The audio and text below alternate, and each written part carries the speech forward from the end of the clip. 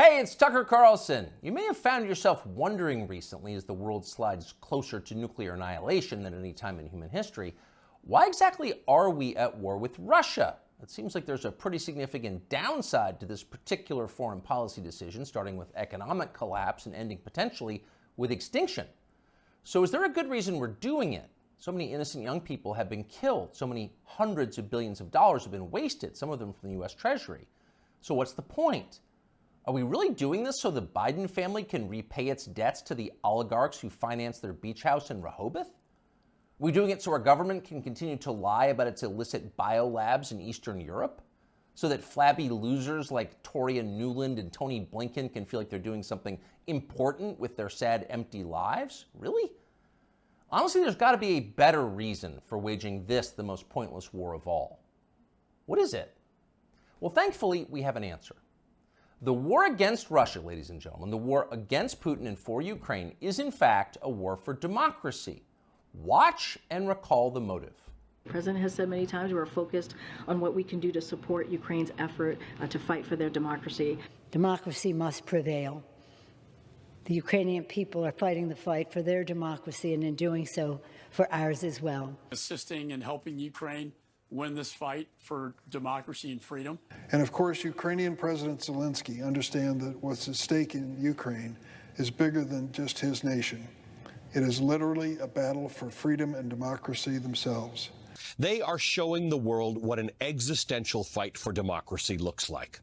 President Zelensky and the Ukrainians have changed the course of history for the better, and we unequivocally are with the Ukrainian people in their fight to remain a sovereign democracy. Unequivocally with the Ukrainian people to remain a democracy. It's a bipartisan view.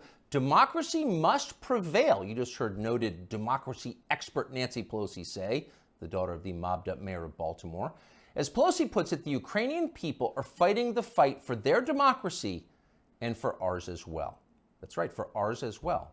Without Ukrainian democracy, in other words, we can have no democracy here. If the Ukrainians aren't free, neither are we. We must make sure they can vote in Kiev so we can continue to vote in Kansas City. It's really that simple. And yet tonight, we regret to tell you that we have a problem. It looks like they're not going to be able to vote in Kiev anymore.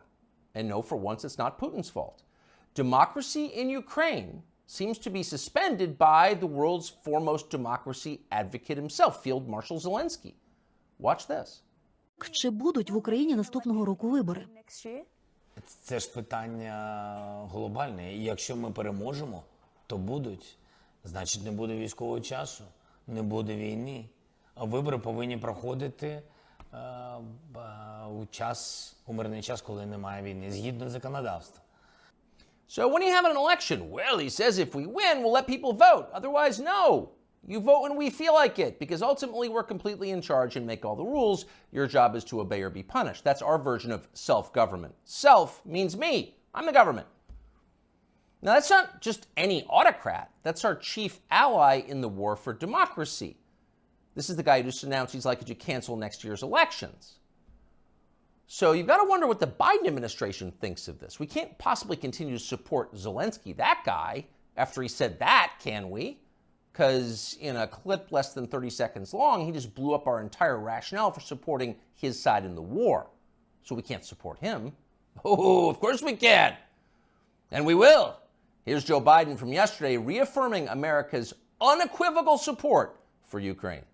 No matter what happened in Russia, we, the United States, will continue to support Ukraine's defense and its sovereignty and its territorial integrity.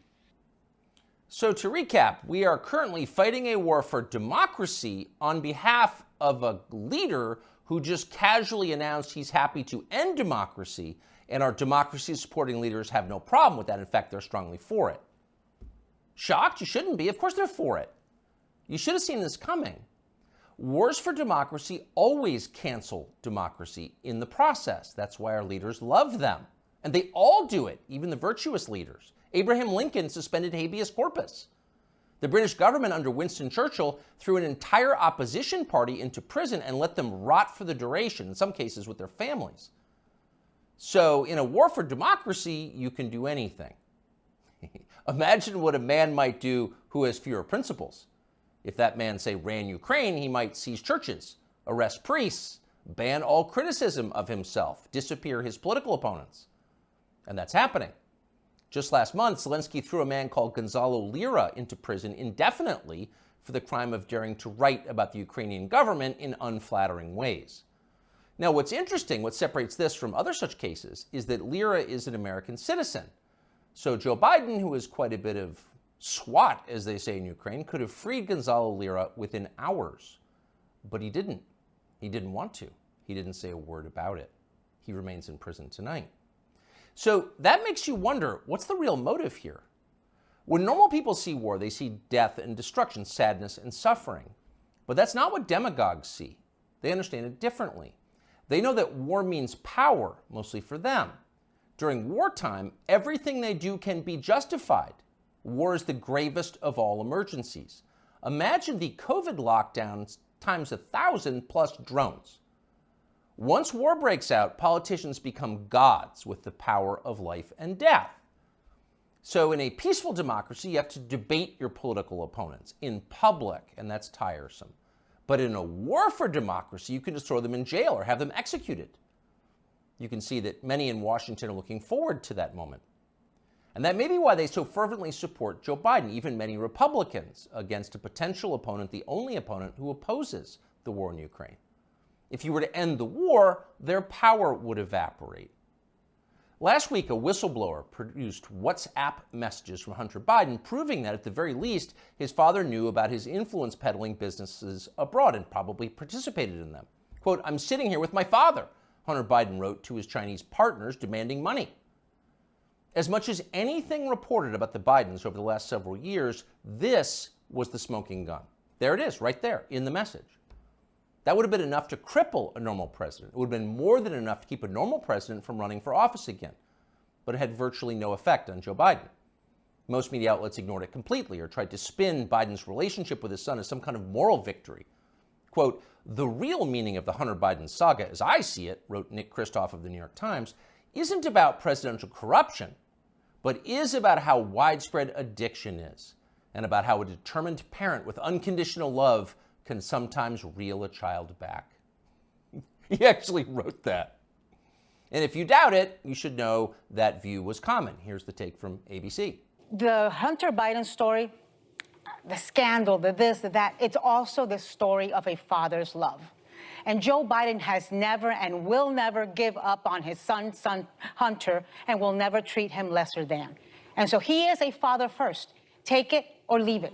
So a whistleblower produces a text message showing that Joe Biden was in the room with his son when his son was selling influence to an enemy power, the Chinese government. And ABC's take on it, Joe Biden is a father first. Take it or leave it. What accounts for a response like that? Well, that's the way you talk when you've got nothing to fear from an upcoming presidential election. You don't even bother to think of an excuse for your candidate because you don't need to. Your country has electronic voting machines.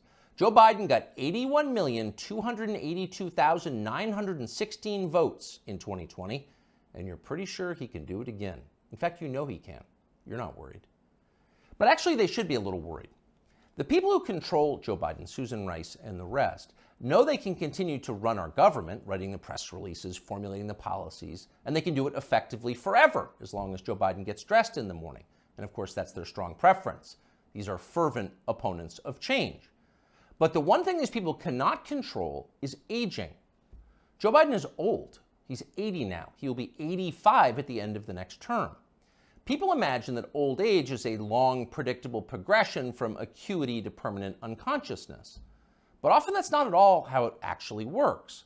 When old people start to slide, they tend to slide fast. Joe Biden has begun that descent.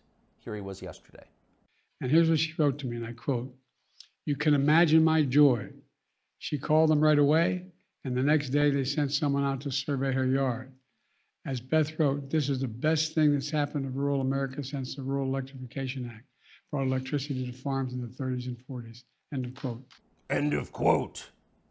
You weren't supposed to hear that. Joe Biden read the stage directions out loud. That's like eating the garnish that comes with your entree. You're supposed to know not to do that. Joe Biden no longer does. In a year or two, he will be gone completely, and there will be no hiding it. At that point, the Democratic Party will face a secession problem. If Joe Biden is reelected next year and then forced to leave office during his term due to disability or death, that means Kamala Harris will become president of the United States. And nobody wants that, not even her husband. In real life, nobody likes Kamala Harris. That's not an attack on her. In fact, it's possible to feel pity for someone who's so universally reviled. It is instead an observation of unchanging physical reality like gravity or photosynthesis. Nobody wants Kamala Harris to be president. No one will benefit if she becomes president. So logic suggests there's going to be a change. It's going to have to be somebody else. And whoever that person is going to have to enter the race soon, before the election, after Biden drops out. Who could that person be? We don't know, obviously. This is all just guessing. But we do know whoever that is will have to have two essential criteria. He'll have to be as shallow, ruthless, and transactional as Joe Biden is, and he'll need to have flattery skills that are so polished and advanced they'd be considered superior even in the Saudi royal court. And there's only one man in modern America who fits that description: Gavin Newsom, the governor of California, and perhaps not coincidentally, Joe Biden's new closest friend. "I am here, Mr. President," Newsom told Biden at an event the two did together last week. "I am here as a proud American, as a proud Californian, mesmerized by not just your faith and your devotion to this country and the world we're trying to build, but by your results, by your action, by your passion, by your capacity to deliver. I am mesmerized by you, Joe Biden." Imagine saying that as a compliment. You couldn't do it. Few human beings could do it. But Gavin Newsom had no problem at all. Those words rolled right off his forked tongue. He never stopped smiling. So if you're looking for the leader of the coup, there he is right there. Younger people say the news is full of lies. In Kennedy's motorcade. 239 people. The death of Jeffrey Epstein.